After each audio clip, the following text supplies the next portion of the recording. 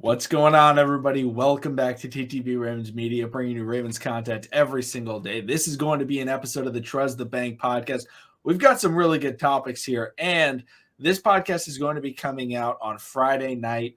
So if you're watching the first segment on Saturday, there will be another segment out on Sunday. There will probably be another one out on Monday, but the topics we're going to be going out are Skip Bayless. We're going to be talking about that first. Skip Bayless's report on Lamar Jackson. We're going to be talking about Isaiah Likely and his breakout performance. Can we expect more from him, in the future weeks? Got a good question. Do the Ravens have their swagger back? And then finally, we'll be talking about Jerry Jeudy trade possibilities. So if you're watching this on YouTube and you're watching the first segment and you want to see, I want to know Jerry Jeudy trade possibilities, because the deadline is November 2nd, November 1st, which is Tuesday. Jerry Jeudy may be traded by that point. So we're going to be talking about it on Spotify, on Apple Podcasts, if you guys want to listen to that early. If not, you can wait and listen to that segment once it comes out. But we also, the goal is to have a trade deadline live stream that night. Typically, we're thinking about 7 p.m., maybe 6:30 p.m. Eastern time on Tuesday for the trade deadline. So maybe we'll be talking about a great trade, or maybe we'll be like, Eric DeCosta, what are you doing? Why aren't we getting nobody? But Joshua, let's get into this first segment. Let's talk about it. Skip Bayless went out on his podcast, not Undisputed. He went out on his podcast, and he had it was about a 3.5 minute long source reveal. And there's a lot of questions as to, how legitimate this report is, but I'll first go over the report and we can talk about that. Skip Bayless basically said he has a credible source within the Ravens locker room that he trusts that is saying that Lamar Jackson does not seem to be 100% all in throughout the week. Now, he also said he is 100% in on games. He's 100% on winning. That's not the question here. It's just, he's showing up a little bit late. He's not paying as much attention in meetings. Things where even Skip Bayless said, like, these are not massive things. This is not to call out like there's a massive problem in Baltimore, but it was just to say, hey, I have a source that's saying it seems like Lamar Jackson is a little bit checked out and a little bit frustrated with the Ravens for not giving him his contract. Then last night, Thursday Night Football, we also see Lamar Jackson at the end of the game after getting the big win, holding up a sign that says pay Lamar Jackson or something along those lines. Joshua, we've seen Lamar hold up the sign. We've seen this. We've heard the Skip Bayless report. What is your thoughts on this report, the legitimacy, the information coming out? What are you thinking about this whole situation? I think, man, right now, I think Lamar Jackson's just riding that wave, man. Everybody's speculating that, that he should get paid. Ryan Clark, Robert Griffin, RG3, everybody, that's big in the NFL or has some type of playing time. They'll always tweet after the game. We saw it this year. Pay the man, pay the man, pay the man. The TTB family, the Ravens Flock Nation, even people from NFL Twitter, pay the man. When you see Lamar do some of the things that he does, be the magician that he can be, Houdini sometimes on the field. Of course, we're gonna say pay the man. Now, do I feel like he's frustrated with the organization? I absolutely do. When I look at the Philadelphia Eagles, I'm just taking them for example, and the way they're building around Jalen Smith, it's beautiful. They're actually adding pieces around someone that they actually wanted in the organization that they trusted, the QB, and they're being building. They got Devontae Smith. They traded for AJ Brown. Next thing you know, they added some young pieces on the defensive side of Jordan Davis and Nakobe Dean, and now they're supposedly talking about getting Alvin Kamara. If that's not an organization that's not trying to build around that young quarterback that they believe and trust, I don't know what it is. Now, they also traded for Robert Quinn. That too. Now let's look at the Baltimore Ravens organization. There was Ozzie Newsome's last year at the helm of being the general manager for the Baltimore Ravens. I don't believe Joe Flacco believed it. I don't believe John Harbaugh believed the move that was made by Ozzie, trading back up into the first round and making the 32 pick with the Ravens drafting Lamar Jackson. They wasn't expecting that. They was probably expecting to draft the guy later in the third, fourth round. a more developmental guy, not a guy that had all the tools and fundamentals to be who he is. They wasn't expecting him to be, as star power as he is now. I think they was expecting him to be like the Troy Smith, the Tyrod Taylor, but now he's taken off and he's become a commodity. Since y'all seen the talent and the commodity that he is, y'all still have not.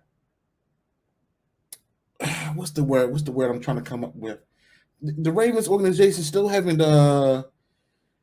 They still haven't been appeasing to Lamar Jackson needs. They haven't got the real superstars, the real playmakers to build around him. They haven't got the actual. Oh, let's take a step further. They didn't actually hire the correct.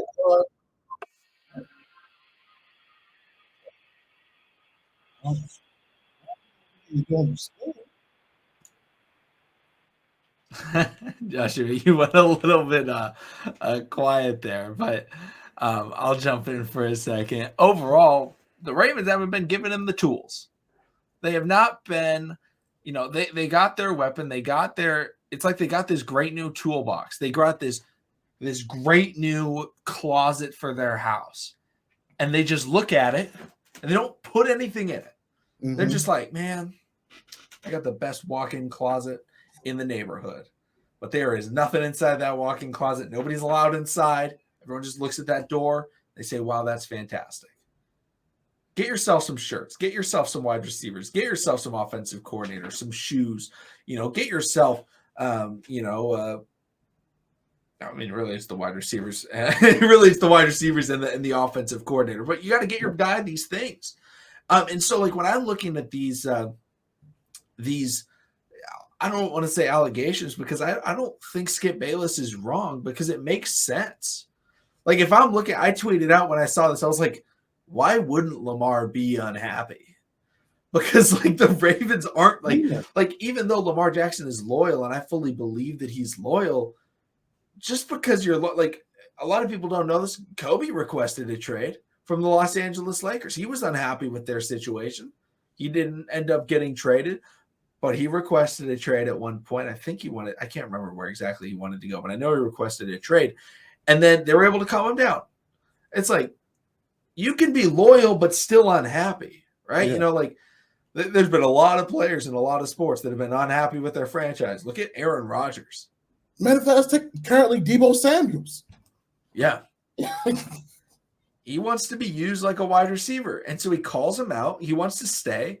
And they're able to talk him down, and they're like, hey, you know what? We'll listen to you. And he goes, great. I want to be here. Kyler Murray. I'm not a huge fan of Kyler Murray, but he went out there and he was like, hey, I'm unhappy with the situation. I'm unhappy with this organization, but I still want to be here. So they get him extended and they get him back to being happy. Now, they can't get him off the sticks in Call of Duty, but that's besides the point. They got to work on that one. But Lamar Jackson, he's sitting there. And he's still got Greg Roman, and he's still got, this wide receiver core where it's like, I don't have a problem with the wide receiver core as much as a lot of other people. But at the same time, when you're comparing the best quarterbacks in the NFL, Lamar Jackson's almost always in that top 5 conversation, right? When you're looking at MVP odds, the Ravens, Lamar Jackson is in top 5. And you look at that and you go, okay, who are the guys around him, right? And you see Josh Allen's name, I think, is at the top right now. You see Mahomes' name, you see Jalen Hurts' name, and you're like, oh yeah, what type of offenses do they have? And it's like, oh, really good wide receivers and weapons, really good wide receivers and weapons, really good wide receivers and weapons and offensive lines, also some pretty good defenses over there. And then Lamar Jackson, it's like, okay, decent defense, the offensive line has played solid, but the wide receiver core is okay, but the play calling for those wide receivers in the passing game is pretty bad. And even though the Ravens just had a great game from Greg Roman in that second half, the passing game was atrocious, like the entire game. They only threw 8 passes in the second half. Shout out to Lamar. He completed all 8 of them. But overall, they're not giving him the tools that he needs. Like, he was hired to build a house, and they didn't give him any wood. Mm-hmm. Like, they didn't give him any hammers, any nails, any screws. They were just like, yo, yeah, build it. And they just left him in the forest. And he was like, can I get some help? And they're like, well, here's Mark Andrews. And it's like, yo, I still need some tools. Give me some plays to get these guys the ball. So like I completely I think Skip Bayless is right on this one. And again, the thing is, Skip Bayless never said Lamar Jackson is leaving. Skip Bayless never said Lamar Jackson wants out. He said Lamar Jackson is unhappy with the current situation with how they've dealt with his contract. Yeah. And he's a reputable, like Skip Bayless was a reputable reporter. Now obviously he's the face of like sports. It's no longer like a sports media, it's like sports entertainment. Where it's like, oh, it's just these big talking heads, and he roasts LeBron and defends Tom Brady. Yeah. But like Skip Bayless grew his career as a reputable writer and reporter. And then eventually people were like, wow, this guy's he's kind of funny too. So they said, hey, say some funny stuff with Stephen A. and we're going to get you too big. And so now he's really big. And so people think, oh, he's not a good reporter. He also he said that he had news sources in the Toronto Raptors locker room that said, hey, Kawhi Leonard is going to undergo surgery. And every single report, or maybe it may have been the Clippers, sorry. Every single reporter said, no, Kawhi's fine. Day later, Ty Lue comes out and he goes, yeah, Kawhi's going to have to undergo some tests. We think he's going to need surgery. He may be out for the year. And every reporter goes, what? And Kawhi Leonard is not someone who talks. Yeah. Like that. Like Skip Bayless is able to have these sources because he's been in the game for so long. It's not his main job. He's not Schefter or Rappaport. Their job is to get information. He's an OG journalist. I mean, you still got the plugs. You still got plugs. Yeah. And if he gets something that nobody else has, he'll be like, okay, yeah, this is useful. Now, if it was someone small and he was like, oh yeah, if it's a superstar and something's happening, yeah, he'll release it. And I think it's also more credible that he released it on his own podcast because I feel like it would have been more of if we saw it on Undisputed, it would be like, Lamar Jackson is unhappy with the situation. And then Shannon Sharp goes, now listen, Skip, Lamar Jackson is very happy in the Ravens organization. I've worked through the organization right now. I promise you, Skip, he's completely fine. They're a top class organization. He'd be like, I have sources. It would have sounded stupid and not like a real report. Skip Bayless on his own show it's pretty basic. There's a difference between Skip Bayless putting it on his own show and NFL rumors. Not taking a shot at you, guys on Twitter and posting something like that. I mean, because it's NFL rumors. I'm just saying, and y'all just started this year. I'm not taking a shot at you guys. I'm just saying credibility levels. But I mean, just to add on to that, man, I definitely see no issue with him being a human, having these human emotion feelings as well. Like he has the right to do that. I mean, and everybody's like, well, he's probably looking at Deshaun Watson getting paid the way he did, and Deshaun Watson hasn't played in years. No, Deshaun Watson hasn't played in 3 years. Yes, he got traded to what's the words? A lackluster, terrible, piss poor organization that that made a crappy move. But Kyler Murray got an extension. Josh Allen got an extension. I won't bring in Pat Mahomes because Pat Mahomes has 2 Super Bowls, and arguably Pat Mahomes and Andy Reid is the best QB coach duo right now in the NFL. I'm just gonna put it out there.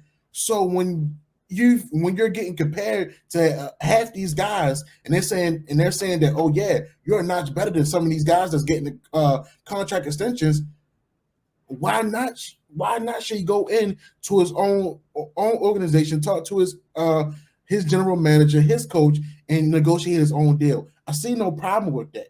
I don't even have an issue with his asking price because honestly, he didn't save Jonathan Harbaugh's job.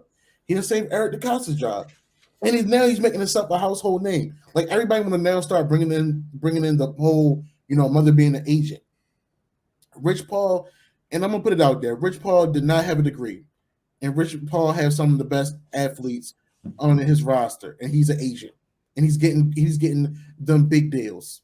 Now, I'm not going to take away from anyone that wants to represent himself. only time I feel like, you know, Lamar is missing out on money is on endorsement deals, because the endorsement deals are the guaranteed money. But he also does have, you know, a team of lawyers. Now, if you're going to have a team of lawyers, your team of lawyers, their payroll might equal the same amount as an agent. So it is a little contradictory in a sense. But I feel like if he did have an agent, we would not have the same conversation, because he would have got that guaranteed contract deal, and you know, it would have been what it was. But right now he's on that private deal, so he's being highly scrutinized and looked at with a magnifying glass by everybody. And it's crazy how he's being looked at a magnifying glass by everybody, but and especially by some people that can't even play damn quarterback. I can't play quarterback.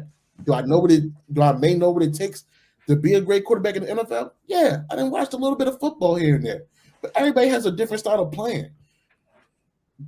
So I don't, you know, just with Skip in his source, I do understand, you know, why, you know, Lamar would be the way he be during the week. But I will say this: sometimes the way you practice and versus how you play, it can correlate. Sometimes, you know, I know we're gonna, and I know some people may in the comments may bring up AI saying practice. Some guys can do it, some guys can't do it. You know, some guys don't have to show up for practice, and they can just show up in the game, you know, 30 pounds overweight and still make people miss and still, you know, shoot the deep three and things like that. But this is a game of football. It's more physical, it's more tough. I do feel like Lamar Jackson. I feel like he does need to work through those emotions to get where he want to be, which is that Super Bowl, which is that MVP, and get that big contract deal, so he can, you know, he can be at the top of his game. I know he's in a tough situation, but I do want him to, you know, to be the best him on and off the field. Yeah, and I think that's a good segue